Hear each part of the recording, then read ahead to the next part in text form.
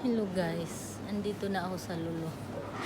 Ayan, bibili ako ng salmon. Ayan yung mga isda nila. Ayan. Buti nga, mas mura nga. Mayroon ate?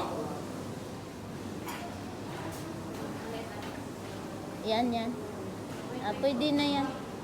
Pwede palinis tapos pa-slice parang ganito. Ilang minute? Okay, balik ako ha. Salamat. Balikan ko. Pinapalinis ko at saka ako ng gulay. Bibili ng bigas. Wala na akong masaing sa bahay. Tinapay. Saka yung gulay na kailangan ko para sa sigang. Magsigang ako ng salmon ngayon para may sabaw.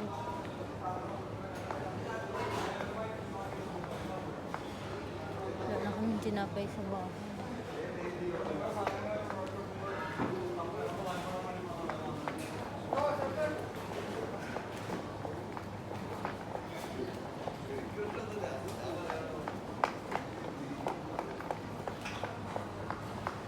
Medyo malayo to sa bahay kaya madalang ako nagpupunta rito kasi ang init na ngayon. Nakakatamad magpunta rito. Sobrang init pag nasa labas ka. Para kang binabarbecue sa init. Ay, bakit ang liit? Ano ba ngayon?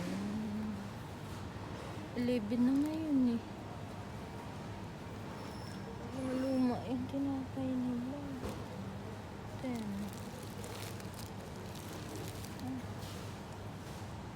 Itang kahapon na lang kung paanong gulay para sa aking litos at maroon. Baba ko na to guys at ang hirap magdampot ng gulay na nakahawak camera.